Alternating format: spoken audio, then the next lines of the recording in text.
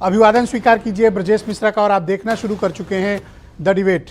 बहनों भाइयों, देश में अब चुनाव के ऐलान को महज 58 से 60 दिन बचे हैं और उत्तर प्रदेश में राजनीतिक दलों की तैयारियां परवान चढ़ रही हैं। भारतीय जनता पार्टी के दिग्गज नेता और गृह मंत्री कल लखनऊ आ रहे हैं 2 दिन के लिए। बीजेपी अपनी तैयारियों की उत्तर प्रदेश में अंतिम फेज में है, वहीं अपोजिशन भी उत्तर प्रदेश पर बहुत विशेष फोकस कर रहा है। अखिलेश यादव अब तक 40 से ज़्यादा प्रभारी तय कर चुके हैं और यही प्रभारी चुनाव लड़ेंगे, लेकिन सीट शेयरिंग का मामला अभी फंसा हुआ है। तब तक आज एक बड़ी खबर आई कि राहुल गांधी की न्याय यात्रा उत्तर प्रदेश में 1000 किलोमीटर से ज़्यादा 11 दिनों तक रहेगी और 20 जिलों से होकर गुजरेगी। कांग्रेस भी उत्तर प्रदेश में कोई कोर कसर बाकी नहीं छोड़ना चाहती है। अब मानकर चलिए कि चुनाव का ऑफिशियल ऐलान हो चुका है। किसकी क्या तैयारी है, आज इस डिबेट में हम समीक्षा करेंगे। बहनों भाइयों, अब चुनाव को बस कुछ ही दिन बाकी हैं। मानकर चलिए कि 58 से 60 दिनों के भीतर उत्तर प्रदेश में चुनाव घोषित हो जाएंगे, पूरे देश में चुनाव आ जाएंगे। और इसी बीच राम मंदिर के प्राण प्रतिष्ठा का भव्य कार्यक्रम, जिसकी गूंज लगातार सुनाई दे रही है और 22 के बाद भी वो सुनाई देगी। भारतीय जनता पार्टी ने पूरा माहौल बना लिया है अपनी रथ यात्राओं के जरिए, अपने विकसित भारत कार्यक्रमों के जरिए, चौपालों के जरिए, अभियान के जरिए। उनके यहाँ रिव्यू का एक अनोखा पॉलिटिकल मैकेनिज्म सिस्टम है जो अभी तक कोई पार्टी डिकोड नहीं कर पाई है कि बीजेपी के चुनाव लड़ने का तरीका क्या है। अब उसकी समीक्षा करने खुद गृह मंत्री आ रहे हैं, 2 दिन रहेंगे। उत्तर प्रदेश को लेकर गृह मंत्री अमित शाह का एक विशेष जुड़ाव है। बीजेपी जब यहाँ बिल्कुल बहुत ही बुरी हालत पे थी, तब 2014 में उन्होंने यहाँ कमान संभाली थी प्रभारी के रूप में। गुटबाजी को ख़त्म करके, पार्टी संगठन को मजबूत करके, पुराने दिग्गज नेताओं को भी थोड़ा घर बिठा के नए लोगों को आगे लाकर, जातीय समीकरण जोड़कर उत्तर प्रदेश में बीजेपी ने करिश्मा किया था 2014 में। फिर 17, 19, 22 लगातार परफॉर्मेंस दिया बीजेपी ने। इसलिए 80 सीटों पर कोई रिस्क पार्टी लेना नहीं चाहती है। क्यों? क्योंकि दिल्ली का रास्ता यूपी ही तय करेगा और अगर यूपी में 10, 20, 25, 30 सीट स्लिप हो गई तो बीजेपी के लिए दिल्ली में बहुत मुश्किल होगी। इसलिए यूपी पर उनका 0 टॉलरेंस है। इसीलिए 60 दिन बाकी है चुनाव पे, पर रिव्यू कौन कर रहा है? खुद अमित शाह। इसलिए आप उनकी गंभीरता का अंदाज़ा लगाइए। पर बहनों भाइयों, ऐसा नहीं है कि विपक्ष कुछ नहीं कर रहा है, विपक्ष भी बहुत कुछ कर रहा है। तैयारियों के स्तर पर विपक्ष भी पीछे ज़्यादा नहीं है। सांगठनिक तौर पर पीछे हो सकता है, तैयारियों में विपक्ष भी बेहतर पोजीशन में, लेकिन उनके यहाँ एक बड़ा कॉम्प्लिकेटेड इशू फंसा हुआ है सीट शेयरिंग का, कि समाजवादी पार्टी, कांग्रेस, आरएलडी या इनके साथ आने वाले दलों को मिलेगा क्या, इनकी सीट शेयरिंग क्या होगी। लेकिन अखिलेश यादव ने 40 से ज़्यादा प्रभारी तय कर लिए हैं।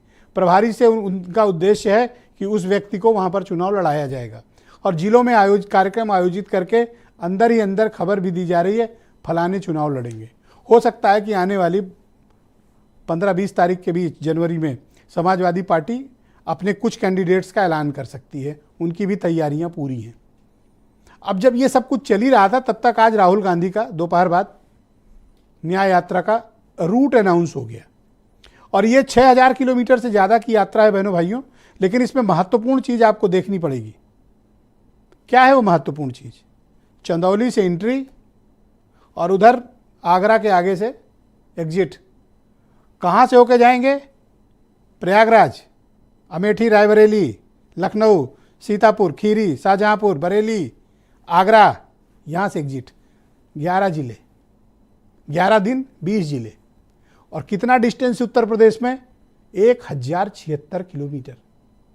तो राहुल गांधी अगर 11 दिन उत्तर प्रदेश में रहेंगे बहनों भाइयों, तो ये बीजेपी के लिए भी बड़ी चिंता का सबब है, क्योंकि उनकी भारत जोड़ो यात्रा को जो मैसिव रिस्पांस पिछली बार मिला था, अब अगर यूपी में वो एंट्री करते हैं तो बीजेपी को भी अपनी तैयारियों की फिर से समीक्षा करनी पड़ेगी।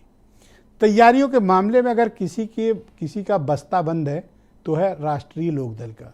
उन्हें ना तो पता है कि उनकी सीट कितनी है, ना उन्हें ये पता है कि कितनी सीट पर उन्हें लड़ना है, और ना ग्राउंड पर उनका कोई मैसिव कार्यक्रम चल रहा है। बस हिट एंड रन चल रहा है उनका आजकल। तो सबकी तैयारियों की आज हम इस डिबेट में समीक्षा करने वाले हैं। ओपनिंग रिमार्क्स में मैंने सबकी तैयारियों का ओवरऑल आपको बताए हैं। बाकी प्रवक्ताओं से पूछताछ की जाएगी कि उनकी तैयारियां क्या हैं। कुछ बयान सुने। भारतीय जनता पार्टी एक कैडर बेस्ड ऑर्गेनाइजेशन है जो अहर्निश काम करता है। 365 दिन 24 घंटे लगातार काम करने वाला राजनीतिक संगठन है। केवल चुनाव में सक्रिय नहीं होता है। विशेष करके लोकसभा चुनाव को लेकर के 1 वर्ष पहले से ही भारतीय जनता पार्टी ने तैयारियां प्रारंभ कर दी थी। बूथ समितियों का सत्यापन करना हो या मतदाता सूची का पुनरीक्षण करना हो, भारतीय जनता पार्टी ने काम पूरे किए हैं। अब अलग अलग सरकार की योजनाओं को लेकर के हम घर घर तक जा रहे हैं। आने वाले समय में पार्टी की रैलियां भी होंगी। हम 80 की 80 सीटों को जीतने की तैयारी कर रहे हैं और विपक्ष अभी भी ईवीएम पर सवाल खड़े कर रहा है। अब की बार इनका 400 पार नहीं, अब की बार इनका सफाया होगा। उत्तर प्रदेश की 80 की 80 लोकसभा सीटों पे समाजवादी पार्टी मजबूत है। समाजवादी पार्टी जीत हासिल करेगी और हमारी संगठनात्मक रूप से बहुत मजबूत तैयारी है। हम 80 की 80 लोकसभा सीटों पे भारतीय जनता पार्टी को यूपी से सफाया करने का काम। हाँ, इंटरनली तौर पे शीर्ष नेतृत्व के साथ में लगातार जिला स्तरीय और संगठन की तमाम बैठकें चल रही हैं। उनमें जो भी निर्णय माननीय राष्ट्रीय अध्यक्ष जी ले रहे हैं जिलों के स्तर पे, वो सूचना दी जा रही है और जिले स्तर पे पार्टी को मजबूत करने का काम किया जा रहा है। भारतीय जनता पार्टी के अध्यक्ष और भारतीय जनता पार्टी, उनके प्रधानमंत्री या गृह मंत्री चुनाव की जगह पर अगर सुशासन पर फोकस बढ़ाएं तो चुनाव पर फोकस बढ़ाने की आवश्यकता नहीं रहेगी। कांग्रेस पार्टी तो गांव-गांव जा रही है, पांव-पांव जा रही है, नगर-नगर जा रही है, डगर-डगर जा रही है। कांग्रेस पार्टी तो उत्तर प्रदेश में न्याय यात्रा भी निकाल रही है। कांग्रेस पार्टी तो जनमानस के बीच में जा रही है और पूरा इंडिया ब्लॉक को साथ लेकर के कांग्रेस पार्टी 80 की 80 सीटों पर चुनाव लड़ेगी और चुनाव 80 की 80 सीटों पर जीतेगी। भारतीय जनता पार्टी के मायावी कुशासन का अंत होगा। तो बहनों भाइयों, आज की इस परिचर्चा को हम आगे बढ़ाते हैं। हमारे साथ आलोक वर्मा उत्तर प्रदेश में भारतीय जनता पार्टी के प्रवक्ता हैं, कर्नल शरद शरण समाजवादी पार्टी से हैं, रोहित अग्रवाल राष्ट्रीय लोकदल से हैं, प्रदीप सिंह उत्तर प्रदेश में कांग्रेस कमेटी के प्रवक्ता, और अशोक सिन्हा जी काफ़ी दिनों के बाद आज टेलीविजन पर आए हैं, राष्ट्रीय स्वयंसेवक संघ से जुड़े हुए हैं और जाने माने विचारक हैं। एसपीएसपी के राष्ट्रीय प्रवक्ता अरुण राजभर भी हमारे साथ कार्यक्रम में हैं और वीरेंद्र सिंह जी हमारे स्टेट हेड। आप सभी का बहुत शुक्रिया और धन्यवाद मेरे साथ कार्यक्रम में सम्मिलित होने के लिए। आलोक वर्मा जी, कार्यक्रम की शुरुआत मैं आपसे करना चाहता हूँ। उत्तर प्रदेश को लेकर आपकी पार्टी कोई दबाव में है जो आपकी पार्टी के